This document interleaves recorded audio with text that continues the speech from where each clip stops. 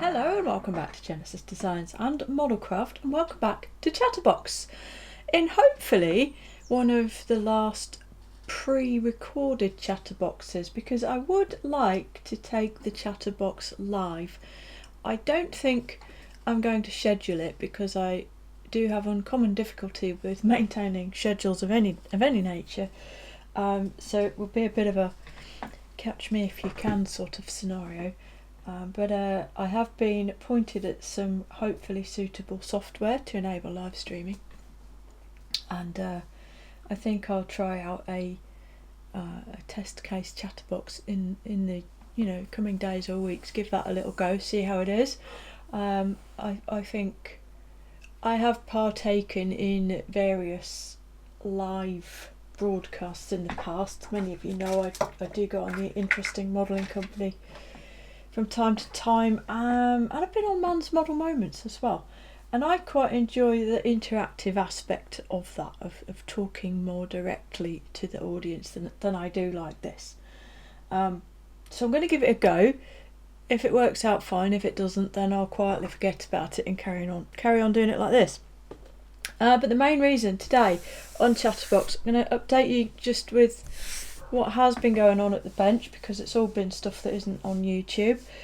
Got some big personal news that I want to share, and I'm going to do a little very quick inbox of this. This is the brand new, just released starter set Typhoon from Airfix, a new tool. Have a quick look at that. First then the news. Okay, so again, the majority of you are well aware that I am an aircraft technician in His Majesty's Royal Air Force. It's very hard for me still to say his instead of hers. I joined up in 2002, a long time ago, and I have just left. So I put in an early termination and I have left the Air Force. I'm sort of in that transitional period right now, but my new job starts tomorrow, so I've taken on a new role, doing exactly the same thing. It's not exactly the same thing, but a very similar role to what I was carrying out in uniform. I will be a B1 maintenance instructor for the A400 fleet at Bryce Norton, working for Thales, a civilian company, delivering classroom theoretical course materials on the A400M to civilian and military personnel alike. So a sideways step really, but still out of the Air Force after 23 years of service and moving into the civilian world. So there's a lot of change happening in my life at the minute, and has been for the past several months. Looking forward, I will be moving house within the next few months, so I've got a lot to sort out on that front, and obviously the transition from the military side and everything that I knew for the last 20 years back into the civilian world and getting used to behaving myself around other humans and all that kind of thing. Those of you who are military or ex-military will probably understand what I mean by that. So I have had a reasonable amount of time. When you leave the services, you get some terminal leave and what have you. So I have been off work. What with the operation in October and leaving and terminal leave and what have you, I've not really been in work for the sort of 2-3 months. So I had high hopes of getting loads of time here at the bench and doing loads of modelling and being super productive and getting loads of stuff churned out that's been sat around. But that hasn't really happened. I have got a lot of stuff done, but a lot of it is stuff that doesn't show up on the channel. I can't remember if I've shown you this on here or not, but I did make this in aid of the Models for Hero fundraising drive recently, the 48-hour build. So this is the Airfix Vampire that I built in a 36-hour period, including sleeping. So this is that. So that got finished. I built a Meng Toon C17 for a work colleague. Hopefully he has received that by now and I'm not letting anything out of the bag there. And I've been working on this MiG-21 sort of club build, and Edward did their thing here. So the kit is nice. I don't think, being honest, that this 48th kit is as nice as the 72nd one is. It's clearly extremely similar. The breakdown and everything's very, very similar. But the 72nd kit is more cleanly moulded for my money. So this is the 48th one. As you can see, I've painted it and I've got the markings on. But as you might also be able to see, Edward have done that thing we do, where sometimes their decals are just terrible. I have removed the film from all of these, which did incur a little bit of damage underneath, but they're just washed out, almost out of register, pale, speckly, motley. They're terrible. So I put these on. I had a huge head of steam on this, was doing ever so well. Happy with the paint, happy with the colours, excited to get the decals on, and then they're just I mean, it worked fine. Here we go. This one's applied all over that trunking. You see, you know, they work perfectly well, but the colours, ugh. So anyway, it sort of made me set it aside and be grumpy, because I was thinking I'm going to have to touch these up quite significantly. In fact, broadly speaking, actually completely repaint them. I mean, this red is like a beige pink, but on reflection I've decided I'm not going to. I'm just going to leave them as they are. Life's too short. I'd rather just get it finished, and it's got slightly washed out markings, and there is a bit of weathering in the paintwork, so you know, so I'm going to leave that alone. So my next job actually at the bench will be to fit some stencils to this. I'm not going to put them all on. There are frankly too many for one single lifetime. There's no need, is there? I have all the time in the world for people who do have the patience and fortitude to deal with this many stencils. Or more power to you. I don't, so I'm going to just pick some of the more obvious ones, pop them on and call that done. I've also made some decent progress on a commission build. Here is the F14, which has popped up in a few other videos, I know, but as is potentially obvious, I have now got the basic paint on this thing, the 3-tone TPS paint scheme, 3 almost identical shades of grey, which does lead you to wonder why, and I've done the detail work, or the natural or polished metal areas, done the wing gloves or seals or whatever you want to call them, and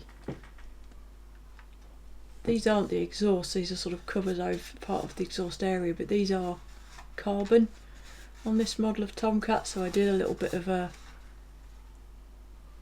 special paintwork there to sort of give a hint of a sort of carbony effect. I realised it's massively overscale, I do know that, but it just gives the effect. Tamiya do provide decals for it, but this is a fairly heavily double curved area, and I think decals are going to be problematic, so I painted it. So there's that. That is ready for some decals to go on, so that I can then carry on with the characteristic absurd weathering. I'm also going to paint, this is anti-slip textured paint, I'm going to paint over that in a grey, and once that's on, yeah, I'll put some decals on, and then I can get into weathering. I'm quite happy with how that is starting to look. Beautiful kit. And the other thing that I've built, I'm working on the Lysander over there as well. I did pick up the starter set F35 from Airfix, and in the space of 2 whole hours put it together, and that has been set aside. So I just use liquid cement to glue it, and that has been set aside drying up so that I can put some paint on it. And I'm going to do a massively disrespectful paint scheme on this, as you can imagine. Just got to tidy all the seams up, and then I can put some paint on that. So that's what I've been working on model wise. But I have managed to fill my time spectacularly well doing a lot of other things as well. You know, things like going out for coffee with people. I've been out in the garage a lot, especially in the past 3 or 4 weeks, working on my bike. and latterly also on my car. So yeah, modelling time hasn't been quite as big of a part of life as I hoped it would be, and nor has it been as focused. I do still find that I struggle to focus for long periods of time, and that does slow me down. So with all of that said then, going forward, the new job and everything else, I don't know truthfully at this point how that is going to affect my output as far as the channel is concerned. I'm hoping it won't have too much of an impact on how regularly I can get videos up for you. It shouldn't do, but clearly if that becomes more apparent, I'll let you know. And before anyone asks, the Defiant, I have pushed that back again because I need to get those two jets I've just been showing you. I really would like to have those off the bench before I start the Defiant, and we've ended up, I'm filming this on the 31st of March. We've ended up basically in April. I'm away for 2 weeks in April, and I don't want to start it right before I'm then going to be away for a couple of weeks and leave a big gap. I want to be able to sort of churn it out and get your weekly videos out on that build fairly consistently. So humble apologies, but you're going to have to wait. I will get onto that at the end of April, okay? And that's a promise. I'm promising you now here at this point. At the end of April will be the beginning of even more modelling for beginners, the final modelling for beginners in that format anyway, which will be that Airfix 48 Scale Defiant, end of April. Make a note in your diaries. Okay, right, with all of that said then, and while we're on the subject of Airfixes, I did appear on the Airfix Sprue Talk with Dale and Matt. Had a thoroughly enjoyable day with the pair of them. Got touring around the place and showing me all the cool things in the warehouse next door and what have you. Really lovely day, nice lunch, and a really enjoyable chat, which to be fair could have gone on a lot longer than it did. But thank you everybody for the feedback on that. It's been really, really nice. Thank you for all the messages and support you've shown me because of that, and indeed the Models for Heroes Vampire. Thank you very, very much. I do massively appreciate all of the kind words, and apologies for the angle grinder sounds, by the way. That's one of my neighbours. He has a rusty old LT camper van, and I think he's addressing some of its issues right now. So let's have a look at this then. Brand new tool for kids. Shakes head. Not really. It's a model kit. Brand new tool, starter set boxing, Eurofighter Typhoon FGR4 from Airfix. I thought about doing a review on the F-35 actually when I was doing that, but I decided against it because I just wanted to build it, and doing reviews, even really quick ones like this, really does impede progress on a build, so I decided not to. So here's what we get. Here's a kit in here, instructions, a little set of parts here. There's a little tube of tube glue there, and we've got 6 Humbrol acrylic paints. Now these paints are actually not that bad, and if you actually buy this kit for someone who is younger or starting out, they're relatively ideal, honestly, because they're completely non-toxic, they're quite easy to use, and they're easy to clean up. And what we've got 165 and 167, 2 grey colours, black, white, silver and gunmetal. Very sensible choices, I think you'll agree. So, set of paints. If you don't typically like to use these paints, you could, rather than throwing them away, send them to the likes of Models for Heroes, or collect them for children, you know, rather than just putting them straight in the bin. But honestly, these aren't that bad for little touch-ups and little jobs. They're all right, and they're basically free. A couple of paintbrushes, Humbrol Airfix, a 4 and a 0. They're not great brushes, but they're not terrible either. They're perfectly reasonable. Got a little tiny decal sheet there. We'll look at that more in a second. And now let's look at this set of plastic parts. They're all in one bag. Sounds a bit rattly, but I don't know if the parts that have fallen off are important ones or not.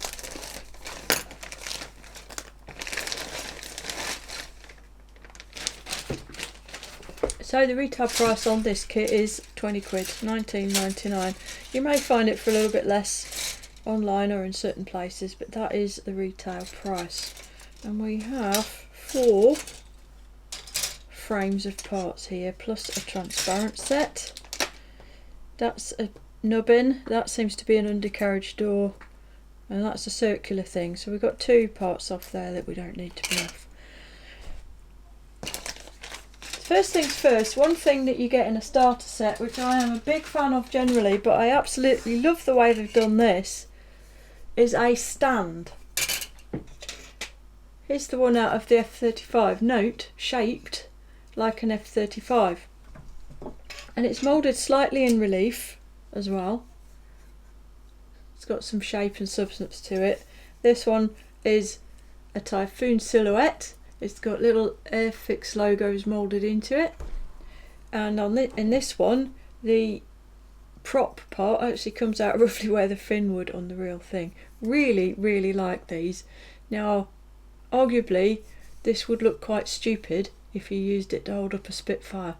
But what might be quite fun is if you used it on a World War II Typhoon, or vice versa.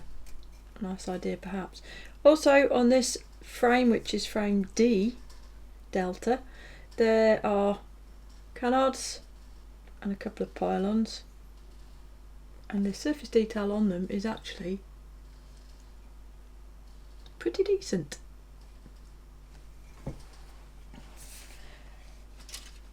Next up, and this is just next in the pile, I haven't made them alphabetical, this is frame A, and here we obviously have a pair of fuselage halves, another undercarriage door, mostly undercarriage parts actually, and again the surface detail on this is really rather nice. Got all those vents and what have you around the top of the intake. Recessed panel lines.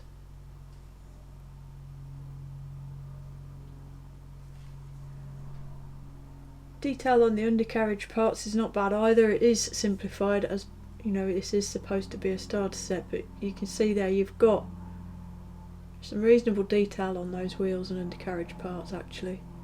And another nice feature of these model kits is they're explicitly designed to be able to be built with the undercarriage in the retracted position. Frame C then, 2 upper wing sections, couple of exhaust cans and a pod. This is the pod that fits in front of the canopy, and this is an ECM pod for a pylon. Again, very, very nice surface detail. It's restrained, it's not over the top. You might say there's not much of it, but I believe the Typhoon has composite wing panels, so there shouldn't be. There you go. It does have that characteristic sort of bend to the leading edge. Again, with the exhaust parts slightly simplified, but not to the point of being something that you just don't want to use. Get the light to shine down there. There is a bit of fanage moulded in. And the last grey frame is frame B, and this is quite exciting looking moulding by Airfix standards, isn't it? Right, why is it? Look at the depth of that undercarriage bay that's just all moulded in there.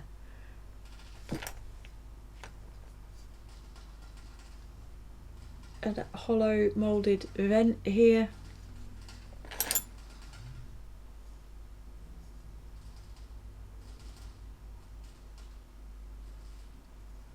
Nose wheel bay right in the front.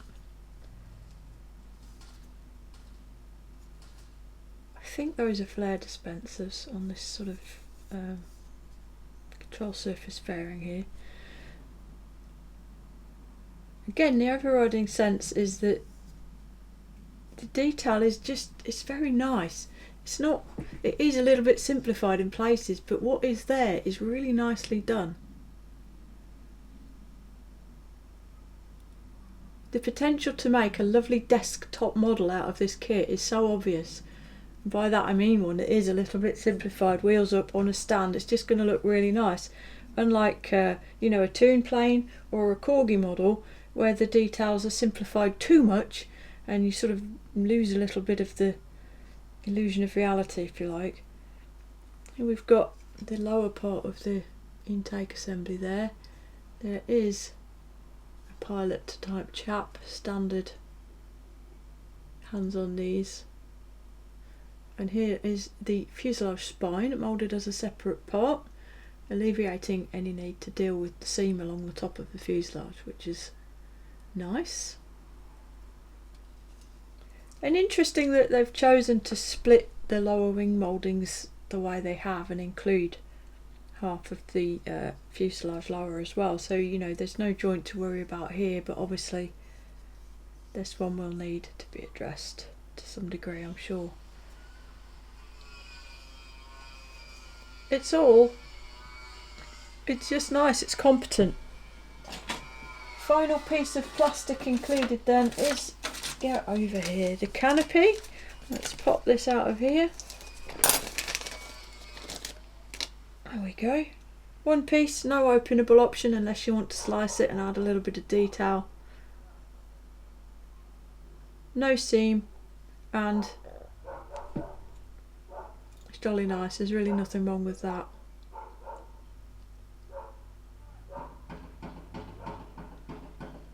Oh, now we've got hammering and dogs as well. Life goes on outside. Okay, so that's that. Don't lose these spare pieces here. Right, instructions and decals then. Instructions for me are a major, if you watched the sprue talk, you'll have heard me talking about how much I actually like these kits for people who are beginners. They really are very well targeted, I think. So here we go, a little nice colour pamphlet, brochure, piece of paper, whatever, with some top tips. Modelling top tips, direct from Airfix. So tools that will help. Peg, tape, drill, clippers, scissors, tweezers, nail file, all very fair. No mention of a scalpel there. And then your tips. Wash the parts, check out, showing you actually, and this is so obvious to someone who's a modeller, but when my daughter first started to make models, I had to teach her that these pieces, you know, looking through the instructions, this is the part identification. Using clippers, files, drills, tweezers, test fit the parts. Try not to use too much glue. Use your pegs and tape to hold things. Stir paint thoroughly, paint small parts on the frame, drying time and decals. Really nice, well considered advice. But the instructions themselves are fab. First of all, diagrammatical frame representation down there, but it doesn't end there, because going through the build they carry on showing you, and this did help my daughter a lot when she built one of these. She built a tiger tank. It shows you visually the part you're looking for and where it resides on the frame, and again it's got the numbers and everything there so that you can see very, very easily the part that you're trying to use. Then it colours in the area that you want to put the glue on. Another thing, it seems so obvious, but it really isn't actually if you think about it. Where do I need to put the glue? Where it shows you. Same there.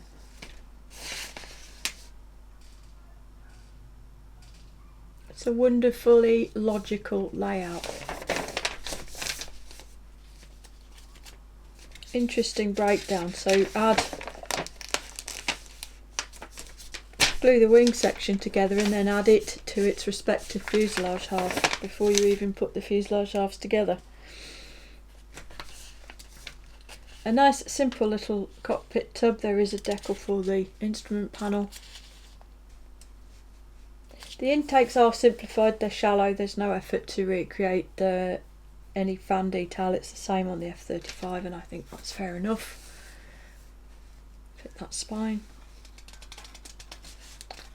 Then add in a few parts around the nose and tail, and note that every single step has this diagram. This is the part you want and this is where you're going to find it.